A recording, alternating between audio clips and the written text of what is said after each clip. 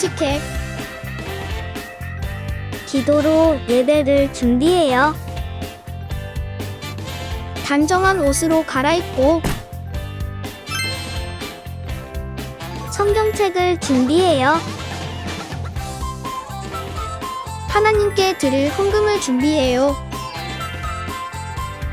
바른 자세로 앉아요. 예배에 방해가 될 물건들을 치워 놓아요. 예배 중엔 옆 사람과 대화하지 않아요. 소리 높여 찬양하고 예배를 정성 다해 드려요. 오늘도 예배드릴 준비됐나요?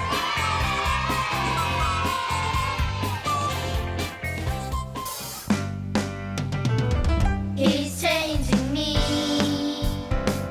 사랑의 주님 아니에요. 옛날 알던 그 사람 때론 느리지만 난 알고 있죠. 언젠가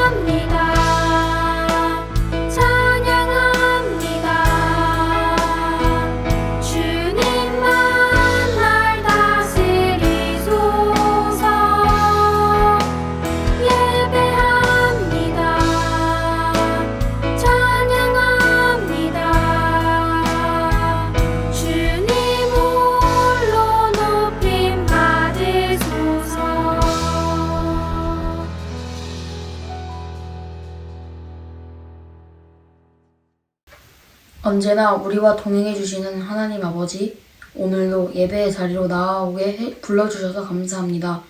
우리에게 건강을 주시고 가족을 주시고 교회를 주셔서 감사합니다.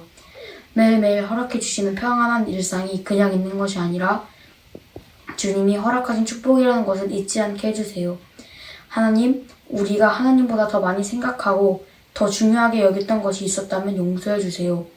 그 무엇도 내 안에 우상 삼지 않고 하나님께 집중하는 하나님의 어린이가 되게 해주세요. 일주일간 학교나 가정이나 학원에서 예수님의 사랑을 전하지 못했다면 용서해 주시고 우리의 말과 행동이 예수님을 닮아가게 해주셔서 믿지 않는 친구들에게 예수님을 전할 수 있게 해주세요. 오늘 함께 예배하는 모든 이들에게 성령님이 함께 하심을 느낄 수 있는 시간이 되게 하시고 말씀의 지혜와 순종하는 믿음도 허락해 주세요. 특별히 오늘 말씀을 전하실 강윤신 전도사님께 더욱 은혜를 부어주셔서 하나님의 귀한 종으로 쓰임받게 해주세요. 감사드리며 예수님의 이름으로 기도드립니다. 아멘.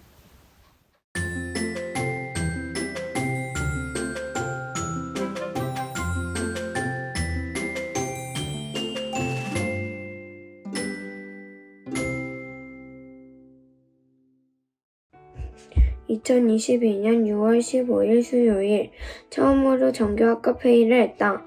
정교학급 회의를 들어갈 땐 두근두근 콩닥콩닥 떨리는 마음으로 들어갔다.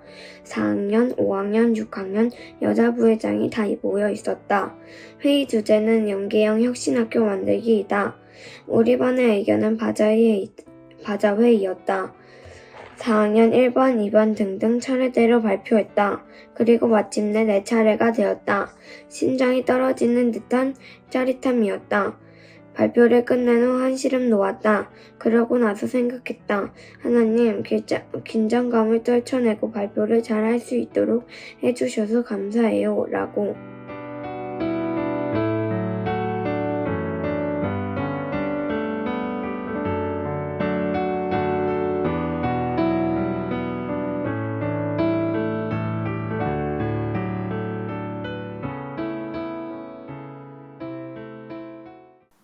금송아지 우상숭배로 하나님 앞에 죄를 지었던 이스라엘이 하나님께 용서를 받았습니다. 성막을 짓지 못할 수도 있겠다고 생각했던 우려는 사라지고 많은 사람들이 성막을 짓는데 돕겠다며 줄을 지었다고 합니다. 강윤신 특파원이 전해줍니다. 제 뒤에는 여호와 하나님께 예물을 바치기를 원하는 많은 이스라엘 백성들이 줄을 지어 서 있습니다. 한 분씩 인터뷰를 해보겠습니다. 안녕하세요. 자기소개 부탁드릴게요. 안녕하세요. 유다지파 한나라고 합니다. 사람 머리에 붓는 기름이 필요하다고 해서 이 대야에 가득 받아왔어요. 아니, 이렇게 많은 것을요? 머릿결을 보니 평소에 관리를 정말 잘하신 것 같은데요. 혹시 아깝지는 않으신가요? 하나님의 집이 지어지는데 쓰일 수만 있다면 제 머리가 말라가고 윤기가 나지 않아도 전혀 상관없어요. 하나님이 지어지는데 보탬이 된다면 기름 한 방울이라도 더 담고 싶은 마음이에요. 정말 감동입니다. 저도 이렇게 진심이 느껴지는데 하나님은 얼마나 감동일까요? 인터뷰에 참여해 주셔서 감사합니다. 어머나, 이게 다 뭐예요? 이것은 금입니다. 성수에 중요한 도구 만드는데 금이 필요하다고 해서 우리 가족이 가지고 있던 모든 금들을 모아서 가져왔어요. 그렇긴 한데 이렇게나 많이요? 아니, 저희 가족이 이집트에서 나올 때 이집트 사람들에게 정말 많은 금을 받았어요. 그때는 왜 이렇게 많이 주나 싶었는데 다 이때를 위한 것이었어요. 어린 아이들까지 하나님께 드리고 싶다고 이렇게 모아오는데 얼마나 감동이든지. 여호와 하나님께 드릴 제물을 아끼지 않는 이 마음, 정말 아름답습니다. 한쪽에서 손가락을 휙휙 빠르게 돌리고 있는 분이 계신데요. 인터뷰해 보겠습니다. 선목 뉴스입니다. 손가락 돌림이 범상치 않으신데 자기소개 부탁드립니다. 안녕하세요. 저는 베냐민 지파의 마리아라고 합니다. 저는 지금 스카프를 만들고 있어요. 와, 혹시 지금 입고 계신 것도 직접 하신 건가요? 이 옷뿐만 아니라 저 사람들이 입은 옷에 단추들은 제가 다 달았습니다. 하나님께서 제게 이런 것들을 만드는 재능을 주셨어요. 와, 정말 손재주가 탁월하신군요. 그런데 왜 여기 줄 서 계신 건가요? 그야 하나님께서 파란색하고 빨간색 실이 필요하다고 해서 집에서 싹 가지고 왔죠. 이 상자 안에 있는 게 다 실인가요? 아, 그럼요. 이것만 드리러 온 건 아니고요. 기술이 좋은 사람들이 모이라고 하니까 제가 도움이 될 것 같아서 왔습니다. 제가 제 입으로 말하긴 좀 그렇지만 우리 지파에서는 알아주거든요. 예물을 드릴 뿐만 아니라 가지고 있는 재능으로 성막을 짓는데 헌신하겠다고 하는 그 마음이 참 아름답습니다. 이 밖에도 정말 많은 백성들이 이 성막이 지어지는데 예물과 재능을 드리고 싶다고 긴 줄을 지어 서 있습니다. 하나님을 향한 이스라엘의 마음, 열정이 느껴지는 순간입니다. 지금까지 신의 광야에서 강윤신 특파원이었습니다. 강윤신 특파원 고생 많았습니다. 하나님께서는 값비싸고 좋은 것일지라도 진심이 담기지 않으면 받지 않으시는 분이죠. 하나님을 향한 이스라엘 백성의 진심이 아름답습니다. 성막이 무사히 완공되기를 응원하겠습니다. 지금까지 출애굽 뉴스 정일혜였습니다. 감사합니다. 오늘 우리에게 주시는 하나님의 말씀은 출애굽기 33장 18절에서 19절, 34장 4절에서 6절까지의 말씀입니다. 모세가 말했습니다. 주님, 제발 주님의 영광을 보여주십시오. 여호와께서 대답하셨습니다. 내가 나의 모든 은총을 내 앞에 지나가게 하겠다. 그리고 내 앞에서 나 여호와의 이름을 선포할 것이다. 나는 은혜를 베풀 사람에게 은혜를 베풀고 자비를 베풀 사람에게 자비를 베풀 것이다. 모세는 처음 것과 같은 돌판 2개를 깎았습니다. 그리고 이튿날 아침 일찍 일어나 시내 산으로 올라갔습니다. 모세는 여호와께서 명령하신 대로 했습니다. 모세는 돌판 2개를 가지고 올라갔습니다. 그러자 여호와께서 구름 속으로 내려오셔서 모세와 함께 서셨습니다. 그리고 여호와라는 이름을 선포하셨습니다. 여호와께서 모세 앞을 지나가시면서 말씀하셨습니다. 나는 여호와이다. 여호와는 자비롭고 은혜로운 하나님이다. 나는 그리 쉽게 노하지 않으며 사랑과 진실이 큰 하나님이다. 아멘. 하나님의 말씀입니다. 샬롬, 사랑하는 우리 친구들, 오늘도 이렇게 외치고 시작해 봅시다. 주일은 기쁜 날. 여러분은 자신에게 잘못한 사람을 용서한 적이 있나요? 우린 살아가면서 서로에게 참 많은 잘못과 실수를 하며 지내요. 그 대상이 부모님일 때도 있고요. 친구들이나 선생님일 때도 있죠. 그런데요, 우리에게 잘못한 사람들도 많이 있어요. 아픈 말로 상처를 주기도 하고요. 내가 가장 믿고 있었던 친구가 나를 배신하는 아픔도 겪게 돼요. 여러분, 가장 용서하기 어려울 때가 언제인지 알아요? 내가 가장 많이 사랑하고 믿고 있었던 사람이 나를 믿어주지 않고 등을 돌릴 때예요. 그때만큼 마음 아프고 용서하기 힘들 때가 또 있을까요? 그런데요, 하나님은 어떠실까요? 물론 우리가 알고 있는 하나님은 사랑이 넘치시고 인자와 자비와 긍휼이 풍성하신 분이시죠. 그런데 우리가 믿고 있는 하나님, 우리와 인격적인 관계를 맺고 있는 하나님께서 아무런 감정을 느끼지 않는 분이실까요? 그건 아니에요. 하나님이 인격적이라고 할 때 그 안에는 하나님께서 인간이 느끼시는 것과 같은 것들을 느끼고 계심을 의미해요. 예를 들어 슬픔, 분노, 기쁨과 같은 것들 말이죠. 하나님은 언제 가장 기뻐하실까요? 우리가 하나님을 사랑하고 믿으며 그분의 말씀에 순종할 때 기뻐하시겠죠? 그럼 언제 가장 슬퍼하실까요? 우리가 하나님을 믿지 못하고 고집스러운 마음으로 하나님의 말씀을 듣지 않을 때예요. 하나님은 그때 가장 슬퍼하시고 마음 아파하세요. 그런데요, 그렇게 하나님을 믿지 못해서 그분의 마음을 아프게 한 사람들이 있었어요. 여러분이 잘 알고 있는 이스라엘 백성들이에요. 우리는 이미 출애굽기 32장을 통해 이스라엘 백성들이 하나님께 얼마나 크나큰 잘못을 저질렀는지 알고 있어요. 무슨 사건이었죠? 맞아요. 금송아지 숭배 사건이죠. 하나님께서는 자신을 버리고 우상 숭배한 이스라엘 백성들에게 화가 많이 나셨어요. 그리고 이들을 벌하셨죠. 하지만 모세의 중보기도로 인해 하나님은 이들을 다시 가나안 땅으로 인도하시겠다고 말씀하세요. 하나님은 참 자비와 긍휼이 풍성하신 분이시죠. 그런데 말이죠. 하나님께서 앞으로는 이들과 함께 가지 않으시겠다고 말씀하세요. 아마 하나님도 마음이 많이 상하셨던 것 같아요. 금송아지 사건까지 쭉 지나오면서 이스라엘 백성들에 대한 하나님의 평가는 이들이 완악하고 고집이 센 백성이다라는 거였어요.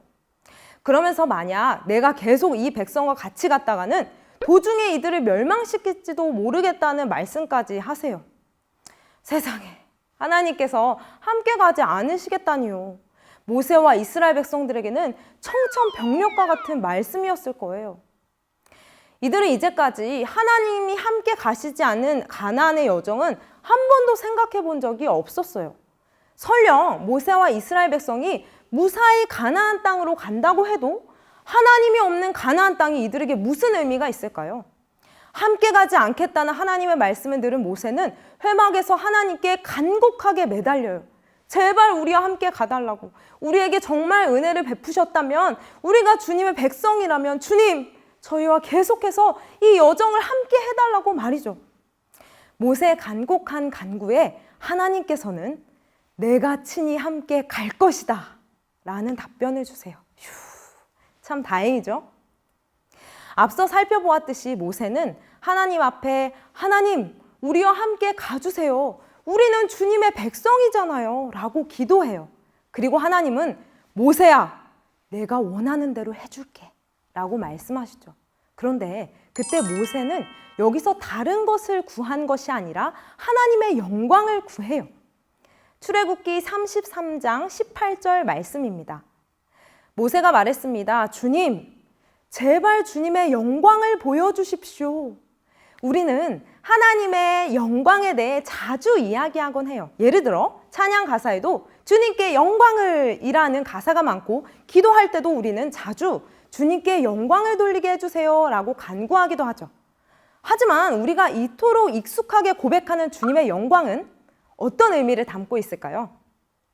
출애굽기 33장 18절에 모세가 구한 주의 영광, 그리고 그의 간구를 통해 나타난 하나님의 영광은 지금까지 나타난 잠깐의 영광, 그리고 부분적인 영광의 모습이 아니었어요. 오히려 이전까지와는 완전히 다른 하나님의 신적인 위엄과 그분 자체의 모든 것이 밖으로 드러난 모습이었죠. 한마디로 그 모습은 하나님 자체였어요. 모세는 지금 다른 것을 구한 것이 아니라 하나님 그분 자체를 구한 것이었죠. 하나님이 여전히 함께 하심을 본 모세는 큰 힘을 얻지 않았을까요? 백문이 불여일견이라는 속담이 있어요. 듣기만 하는 것보다 직접 보는 것이 확실하다는 것이죠. 하나님의 영광 앞에서 모세는 다른 말이 필요 없었을 거예요. 하나님의 영광, 그분의 광채 앞에 모세는 감격했을 게 분명해요. 그뿐만 아니라 오늘 말씀을 보면 여호와의 영광을 본 이후 모세의 얼굴빛이 변했다는 것을 알 수 있어요. 오죽하면 모세 얼굴의 광채를 본 사람들은 두려운 마음에 그의 얼굴을 제대로 쳐다보지 못했고요. 그래서 그는 한동안 수건으로 얼굴을 가리고 다녀야만 했어요. 하나님의 영광, 그분의 광채가 얼마나 놀라웠는지 짐작할 수 있겠죠? 그 후 출애굽기 34장에서는 드디어 하나님의 언약이 회복된 내용이 나타나요. 인간의 연약함으로 하나님과의 언약이 깨지는 것 같았지만 인자자비와 풍성하신 하나님은 다시 언약을 회복하심으로 그들의 하나님이 되어주시겠다고 하세요. 인간은 어쩌면 처음부터 이 언약을 지킬 만한 능력과 가능성이 전혀 없는지도 몰라요. 그런데 하나님이 그걸 모르셨을까요? 하나님이 인간과 맺으신 언약은 전적으로 하나님 편에서 이어나가시겠다는 의지가 담겨 있는 것이에요. 끝까지 책임지시는 하나님의 사랑이 드러난 것이 바로 언약의 회복이죠.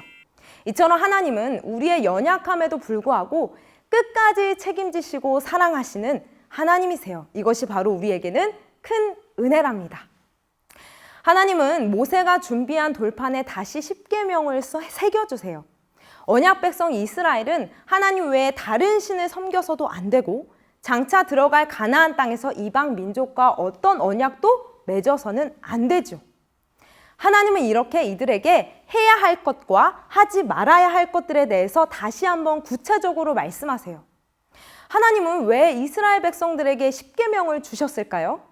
그것은 그들이 하나님의 백성다운 모습으로 사는 방법이었기 때문이에요. 하나님의 백성은 하나님이 거룩하신 것처럼 이 세상과도 구별된 방법으로 살아야 해요. 그것이 바로 거룩한 삶이고 하나님 백성의 특징이랍니다. 하지만 하나님의 백성의 또 다른 특징이 있어요. 하나님의 백성은 바로 하나님과 함께 가는 사람들이라는 거예요. 광야의 길을 걸어갈 때도 장차 가나안 땅에서도 하나님은 자신의 백성과 함께 길을 걸어가실 거예요. 이스라엘 백성들이 하나님의 손을 뿌리치지 않는 한 하나님은 이들과 계속 같이 가시겠죠?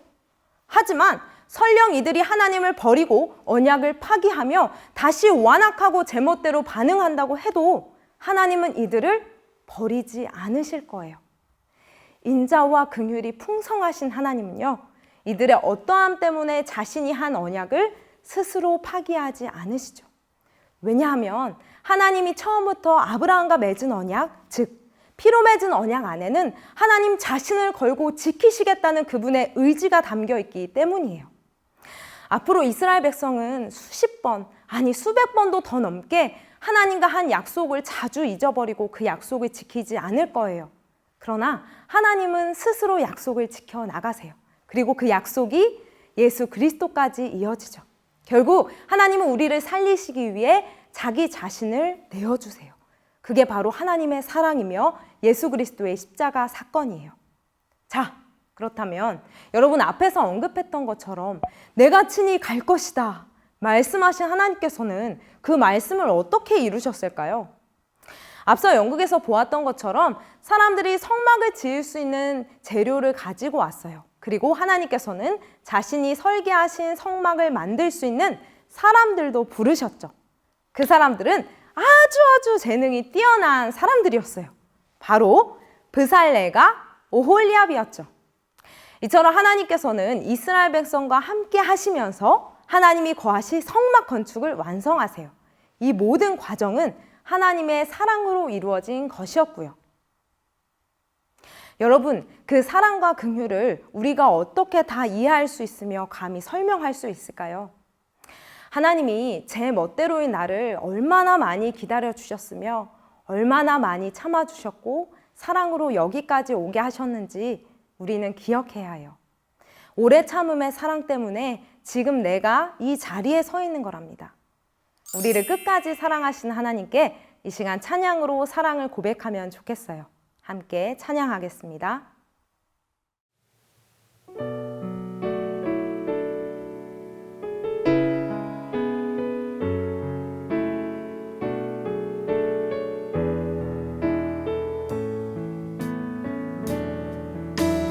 우리들을 위하여 십자가에 못 박혀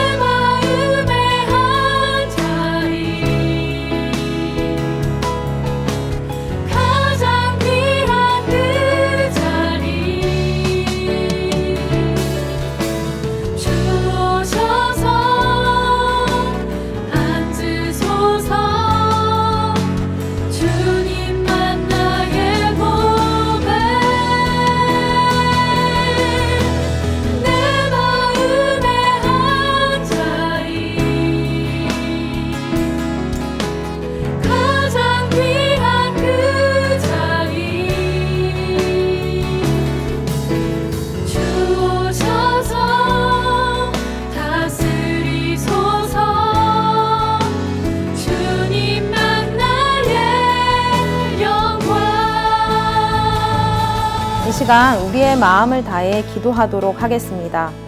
먼저 구할 것은 하나님의 영광, 하나님 자체를 구하겠습니다.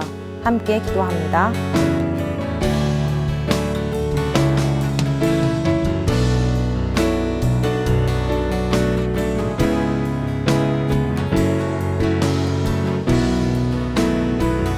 두 번째 기도할 것은 우리를 끝까지 사랑하시는 주님을 사랑하게 해주세요. 기도하겠습니다.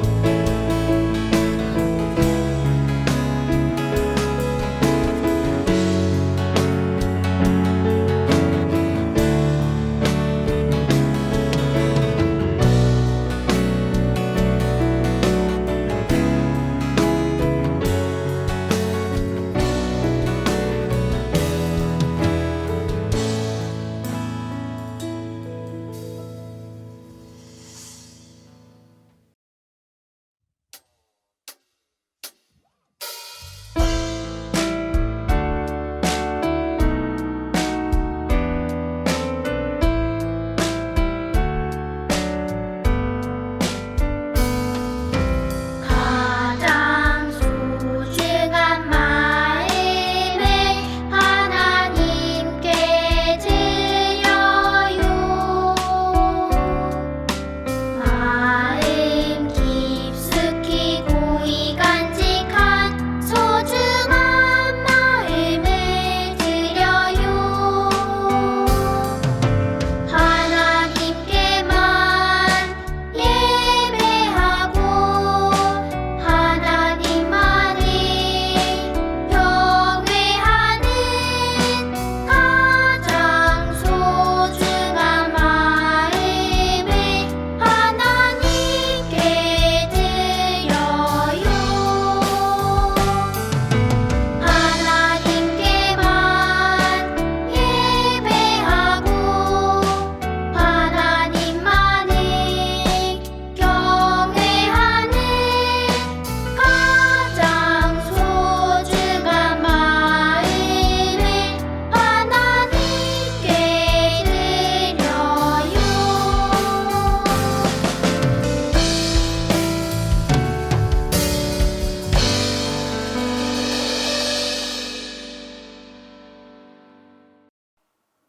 축도로 예배를 마칩니다.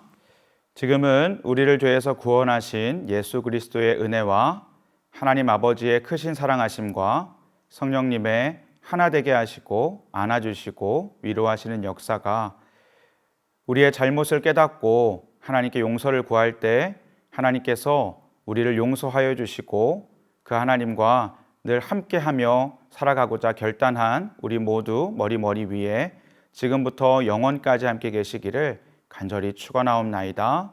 아멘.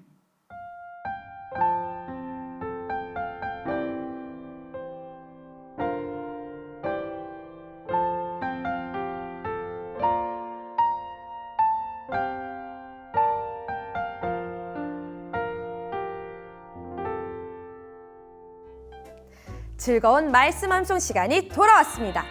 오늘 암송할 말씀은 무엇일까요? 말씀 나오라 얍! 와, 오늘은 정말 짧네요. 금방 외울 수 있을 것 같아요. 출애굽기 33장 14절 말씀이에요. 전도사님과 함께 읽어보아요. 자, 시작! 여호와께서 이르시되 내가 친히 가리라. 내가 너를 쉬게 하리라. 출애굽기 33장 14절 말씀. 아멘.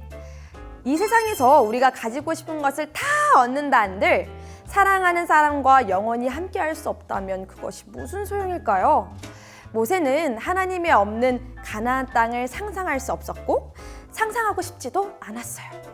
모세의 간절한 기도로 하나님께서는 죄를 지은 이스라엘과 함께 하시기로 결정하셨어요. 모세의 불안한 마음을 어루만져 주시고 안심하고 쉴 수 있도록 하셨죠. 자, 그럼 이제 말씀을 다시 한번 기억할 때 머릿속으로 외워보아요. 알겠죠? 여호와께서 이르시되 내가 친히 가리라. 내가 너를 쉬게 하리라. 출애굽기 33장 14절 말씀. 아멘. 자, 이제 전도사님이 10초의 시간을 줄게요. 우리 친구들 함께 외워보는 거예요. 자, 시작. 10, 9, 8, 7, 6, 5, 4, 3, 2, 1, 땡! 자, 말씀이 가려졌습니다. 자, 이제 전도사님과 함께 암송해 볼까요? 여호와께서 이르시되 내가 친히 가리라. 내가 너를 쉬게 하리라. 출애굽기 33장 14절 말씀. 아멘! 와, 친구들 정말 잘했어요. 오늘 말씀 암송도 정말 훌륭했어요. 자, 이번 주도 불안한 우리의 마음에 평안을 주시고 한 걸음 한 걸음 함께 해주시는 우리 주님과 행복한 한 주 되길 바랍니다. 자, 안녕! 어린이 친구들, 성경학교를 시작한 지 벌써 한 주가 다 되어가요. 가정에서도 성경학교 미션 잘하고 있나요? 무슨 미션인지 기억나지 않는다고요? 다시 한번 설명해 줄게요. 미션 1. 어린이 예수 동행 일기 일주일에 3번 이상 쓰기. 미션 2. 어린이 드라마 세미의 성막 탐험 시청하기. 미션 3. 어린이가 인도하는 토요 가정 예배까지. 주중 미션을 잘 수행하고 도장을 차곡차곡 모아보세요. 오늘은 특별히 가정 예배를 드리는 방법과 꿀팁을 알려주려고 해요. 먼저 가정 예배를 드리기 위해서는 몇 가지 준비물이 필요해요. 성경책, 여름 활동 책자에 실린 가정 예배지, 그리고 핸드폰 등을 준비해 주세요. 모두 준비됐으면 시작해 볼까요? 마침 손찬영 어린이집에서 가정 예배를 드리고 있대요. 우리도 찬영이의 집으로 한번 떠나볼까요? 고고! 여기 찬영이의 가족들이 옹기종기 모여있네요. 특별히 오늘은 찬영 어린이가 예배를 인도해 볼 거예요. 첫 번째, 가족 중 기도할 사람을 정한 후 기도로 예배를 시작해요. 두 번째, 하나님께 찬양을 올려드려요. 이때 핸드폰 카메라로 가정 예배지에 실린 찬양 QR코드를 찍어주세요. 그러면 짜잔! 가정 예배 찬양이 흘러나와요. 그 외에 우리 가족이 특별히 좋아하는 찬양을 함께 불러도 좋답니다. 세 번째, 준비한 성경책을 펼쳐서 오늘의 본문 말씀을 읽어요. 이때 어린이가 한 절, 부모님이 한 절을 번갈아 읽어보세요.